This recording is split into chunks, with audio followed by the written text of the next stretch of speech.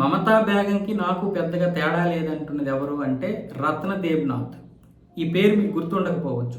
ఆర్జికర్ ఆసుపత్రిలో అత్యంత దారుణమైనటువంటి హత్యకు గురైనటువంటి ట్రైనీ డాక్టర్ తల్లి అంటే మీకు గుర్తుంటుంది.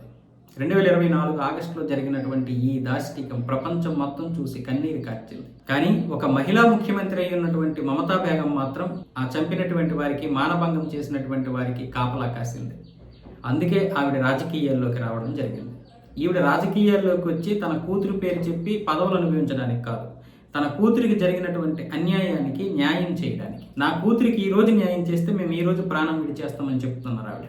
ఈ రోజు ఆవిడ సువేంద్ర అధికారిని కలిశారు, పశ్చిమ బెంగాల్ ముఖ్యమంత్రిని కలిసి.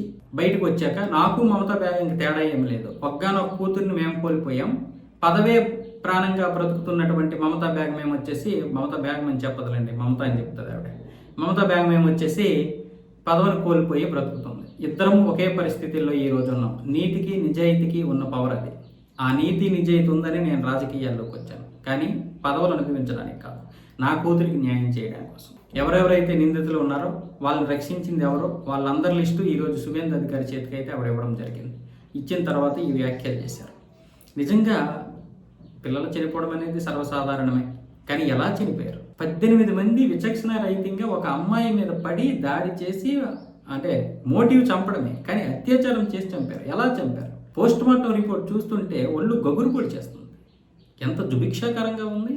2 కాళ్ళకి సంబంధించినటువంటి ఇవి ఉంటాయి కదా, కీళ్ళు, అవి ఇలాగ విరిచేశారు. ఇలాగ 90 డిగ్రీస్లో చాపారట. 90 డిగ్రీస్ చాపితే ఎంత బాధ ఉంటుంది.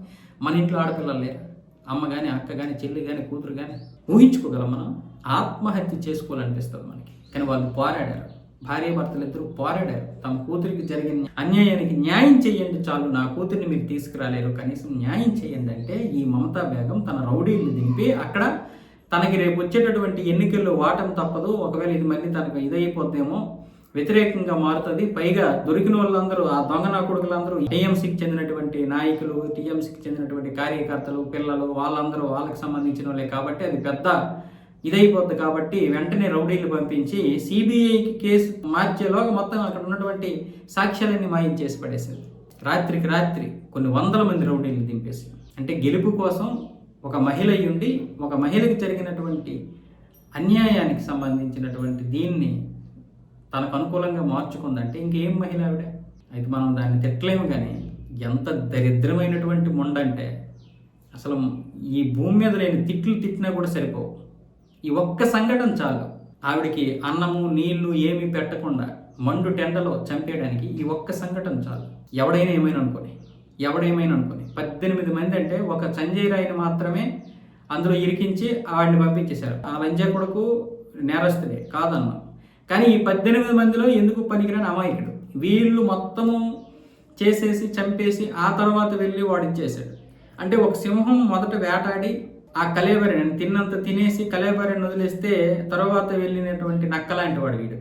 ఇందులో నక్కకి ఆ ఏనుగుని చంపేటటువంటి భాగస్వామి ఉంటే ఉండొచ్చు కాక, కానీ అసలైనటువంటి నేరస్తుడు నక్క కాదు కదా, సింహం. అంటే ఇక్కడ అసలైనటువంటి నేరస్తులు 17 మందిని వదిలేసి వీటిని మాత్రమే ప్రజలను కూల్ చేయడానికి అరెస్ట్ చేశారు. చనిపోయిన తర్వాత వీడెళ్ళి ఆవిడని అనుభవించాడు. అయితే ఇక్కడ ఒక విషయం ఏంటంటే సంజయ్ రాయ్ గారు ఇలాంటి వాడని తెలిసి వాడిని అటు పంపించారు. అంటే వీడి మీదకి మొత్తం కేసుని తీసుకెళ్ళడానికి కోసం. అసలు ఈ కేసు గురించి వింటుంటే మనకే ఇంత మండిపోతుంటే ఆ తల్లి ఎలా భరించింది? న్యాయం కోసం బ్రతికారు. సరే, ఇప్పుడు అధికారం వచ్చింది, ఆవిడ ఎమ్మెల్యే అయ్యారు, ఆవిడ అనుకున్న పార్టీగా అధికారంలోకి వచ్చింది. జరగాల్సిన పరిణామం ఏంటో జరగాలి. అది జరిగిన తర్వాతే మన కళ్ళు కూడా కొంచెం చల్లారుతాయి, మన కోపం కూడా కొంచెం చల్లారుతుంది. లేకపోతే అది అలాగా మాయిన మచ్చగా ఉండిపోతాయి. బీజేపీ అయినా న్యాయం చెయ్యాలి, చేసి తీరుతుందని మనం అనుకుంటున్నాం. ఖచ్చితంగా చేస్తుంది. ఎందుకంటే రోహింగ్యాల విషయంలోనే ఎంత గట్టిగా ఉన్నప్పుడు ఈ వెధవల విషయంలో ఉండదా?